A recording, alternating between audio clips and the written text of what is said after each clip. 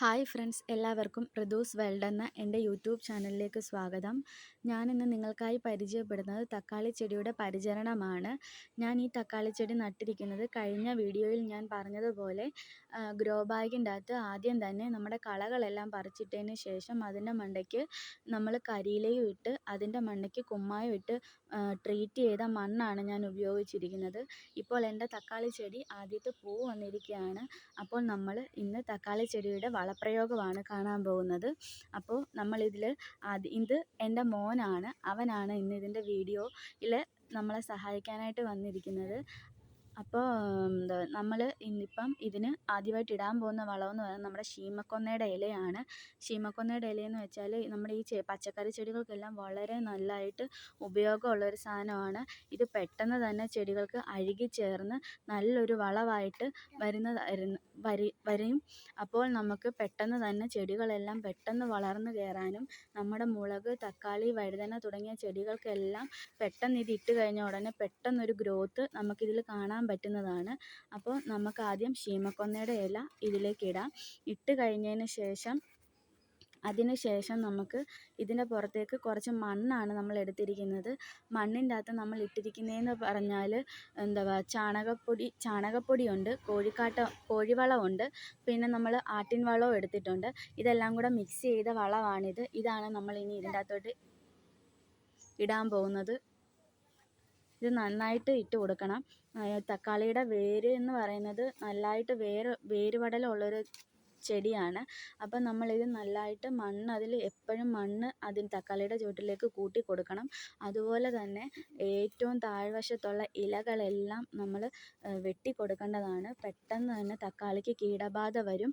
നമ്മൾ ഈ ചെടിക്ക് മണ്ണിൽ മുട്ടി നിൽക്കുന്ന ഇലകൾ വെട്ടിക്കൊടുത്തില്ലെങ്കിൽ പെട്ടെന്ന് തന്നെ വാട്ടരോഗം വരുന്നതായിരിക്കും. അത് കഴിഞ്ഞതിന് ശേഷം നമ്മൾ നല്ലതായിട്ട് മണ്ണിട്ട് കൊടുത്ത് ഇനി നമ്മൾ ഇതിൽ ഒഴിക്കാൻ പോകുന്നത് നമ്മുടെ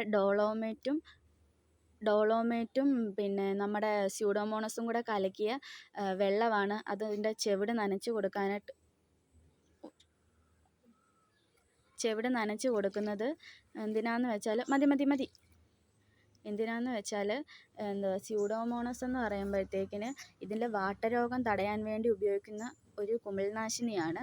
ഈ തക്കാളി ചെടിക്ക് പെട്ടെന്ന് വാട്ടരോഗം വരും. അപ്പം നമ്മൾ വാട്ടരോഗം ഉള്ള തക്കാളി ചെടി നിർത്തി കഴിഞ്ഞാൽ പെട്ടെന്ന് തന്നെ നമ്മുടെ മറ്റുള്ള തക്കാളിയിലേക്കും ഇത് പടർന്ന് തക്കാളി ചെടി പൂർണ്ണമായിട്ടും നശിച്ചു പോകും. പിന്നെ നമ്മൾ അടുത്തതായി ചെയ്യുന്ന കീടനിയന്ത്രണം എന്ന് പറഞ്ഞാൽ ഇത് സ്യൂഡോമോണസും 1 സ്പൂൺ ഡോളോമേറ്റും കൂടെ കലക്കിയതാണ്.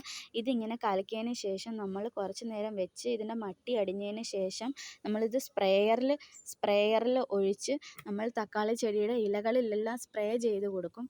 അതെന്തിനാന്ന് വെച്ചാൽ ഇതിങ്ങനെ സ്പ്രേ ചെയ്ത് ആഴ്ചയിൽ ഒരു ദിവസം തീർച്ചയായിട്ടും നമ്മളിത് ചെയ്ത് കൊടുക്കേണ്ടതാണ്.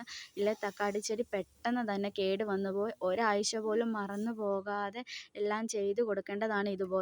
ഇങ്ങനെ ചെയ്യുകയാണെങ്കിൽ നമ്മുടെ തക്കാളി ചെടിക്ക് ഒരു കുഴപ്പവും വരാതെ നമുക്ക് സംരക്ഷിക്കാൻ പറ്റും. അതുമാത്രമല്ല, ഇനി തക്കാളി ചെടി പൂവിട്ട് കായായി തുടങ്ങി കഴിയുമ്പോഴത്തേക്കിന് നമ്മുടെ തക്കാളി ചെടിക്ക് അടുത്ത വരുന്ന ഒരു രോഗമാണ് കാജിയൽ. കായുടെ അടിവശത്തെല്ലാം കറുത്ത നിറത്തിൽ ഇങ്ങനെ മങ്ങി വരുന്നതായിട്ട് കാണപ്പെടുന്നുണ്ട്. അതിന് നമ്മൾ ആഴ്ചയിൽ ഡോളോമേറ്റ് കലക്കി ഒഴിച്ചു കൊടുക്കുക, അല്ലെങ്കിൽ 1 സ്പൂൺ കുമ്മായം 1 ലിറ്റർ വെള്ളത്തിൽ കലക്കി ഒഴിച്ചു കൊടുക്കുക. 1 ലിറ്റർ വെള്ളത്തിൽ 20 ഗ്രാം സ്യൂഡോമോണസ് ആണ് ആഴ്ചയിൽ നമ്മൾ കൊടുക്കേണ്ടത്. അപ്പോൾ എൻ്റെ വീഡിയോ എല്ലാവർക്കും ഇഷ്ടപ്പെട്ടെന്ന് കരുതുന്നു. വീഡിയോ ഇഷ്ടപ്പെടുവാണെങ്കിൽ ലൈക്ക് ചെയ്യാനും സബ്സ്ക്രൈബ് ചെയ്യാനും ഷെയർ ചെയ്യാനും മറക്കരുത്. പിന്നെ വീഡിയോസിൻ്റെ താഴെ നിങ്ങൾ കമൻസ് നിങ്ങൾക്ക് ഇഷ്ടപ്പെട്ടാലും ഇഷ്ടപ്പെട്ടില്ലെങ്കിലും ഇനി എന്തെങ്കിലും കാര്യങ്ങൾ വീഡിയോയിൽ ഉൾപ്പെടുത്തണമെങ്കിലും അതെല്ലാം നിങ്ങൾ കമൻസായിട്ട് രേഖപ്പെടുത്തേണ്ടതാണ്.